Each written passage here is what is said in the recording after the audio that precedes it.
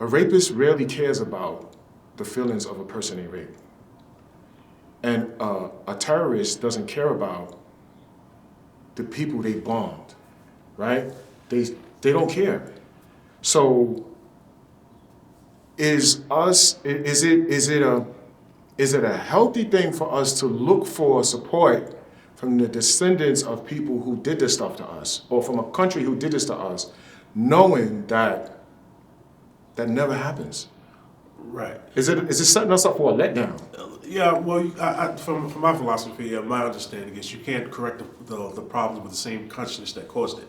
If you have someone who deliberately caused the problem and you looking for them to fix it, that's just like hitting a brick wall. It's like you can't.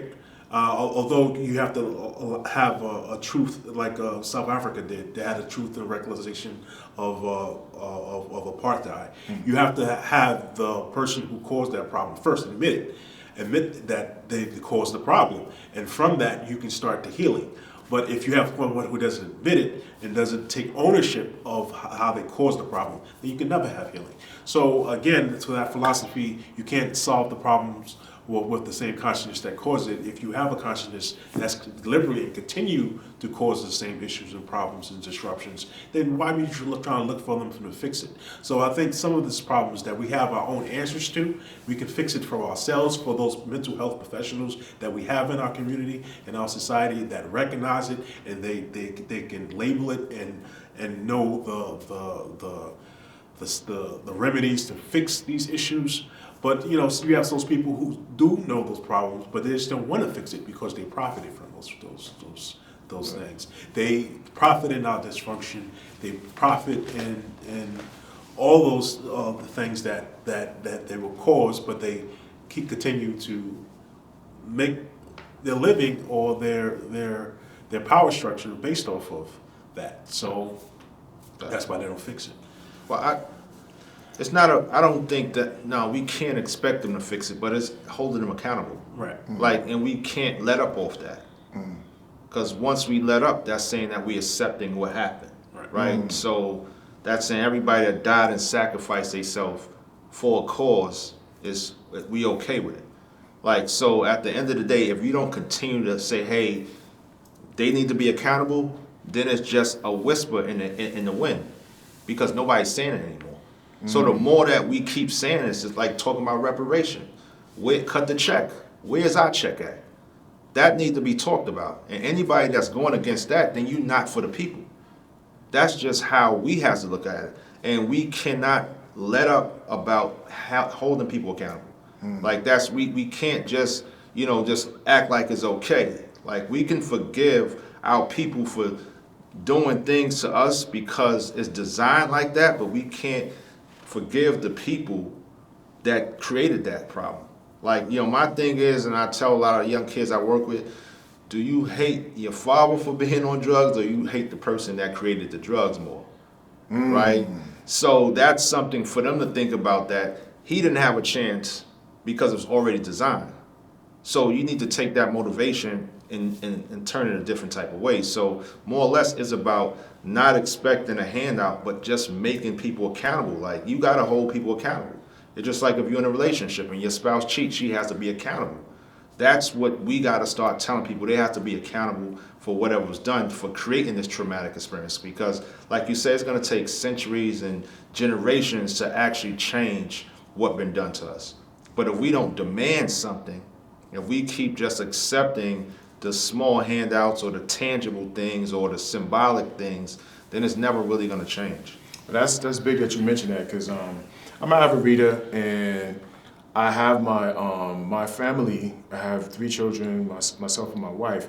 We have this book club, right? And every Sunday we talk about what we read. So we read all 5 of Dr. Claude Edison's books, right? And when you talk about the symbolic gestures, things that doesn't mean anything, so what, you got a mural painted? It doesn't bring any wealth to the community, right? It doesn't change the condition necessarily of any black people in that community other than they have a mural, right? You put a statue up. Does that statue generate anything other than something for somebody to look at, right? So going on in statues, I wanted to mention this because I think it's important, and things come to me like I gotta say it in a moment. So, going through trauma, sometimes you suffer from being triggered, right? And I'm gonna say one of the personal triggers for me, and people be like, "Oh, it's too much," whatever. But the people who engage in this terroristic, horrific behavior is on our currency. So every time I pull the money out, I gotta see this person, right? That's traumatic for me. And then if I go to 59th Street, I get to see a statue of Christopher Columbus, who killed 3 million people. And he's a hero. To me, he's a sociopath, but he's a hero to these people who put this statue up, and I gotta see it. And when I'm in the elevator and there's a woman there and she's clutching her purse, you know, because I'm in the elevator and I'm thinking about the history of what happened to us, I should be scared, right? But these are the things that are like triggers to me, and sometimes I gotta step myself back and like, yo, you're going a little far. Just take a breath. But as a black man, knowing how they tore us apart in front of the community, if we were strong, you know, we can't have a say, we can't have no power. In a sense, this is what it looks like, right? This is what somebody else determined. Not to say we don't, but I have those traumas to think about, like, yo, everything's against me. I got a target on my back as a black man. Like you're going to be lynched. Yeah, like I'm going to be lynched. Yeah, it's just that kind of thing. Just kind of crazy that they just passed the law of an anti-lynching bill.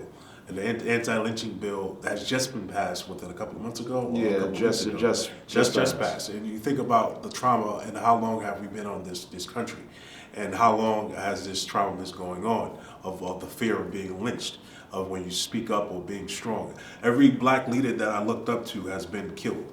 So if you think about, like I said, keep on destroying our institutions, destroying that the people that look up and fight are our heroes. It's been trauma, and we're still going through just trauma. The things that help us heal and help us move forward, they try to destroy. So you know, the healers in our society, in our community, have always been dismantled, and that's always been a problem. So when you think it's a cause and an effect, you definitely see the cause, and you definitely see the visual effects of things happening.